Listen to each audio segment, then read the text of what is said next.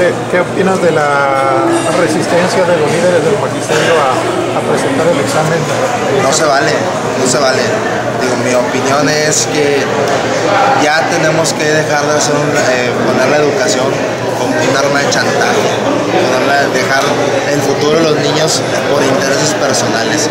Para mí es totalmente inaceptable, pero inaceptable que no quieran evaluar a los maestros. ¿Por qué no? ¿Qué escondes? ¿Qué escondes? Vamos a evaluar, son maestros, deben de estar preparados.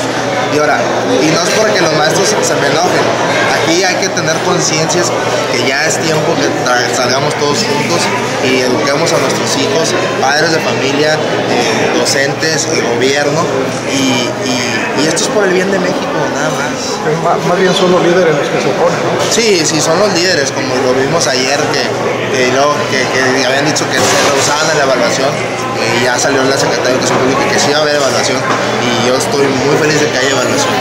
Digo, ¿por qué se rehusan? Intereses personales. Por eso en la primera semana hablamos también de transparencia en los sindicatos y que lleguen gente nueva, que no sean vitalicios los líderes. ¿Para qué? Vamos, que haya democracia también dentro de los sindicatos.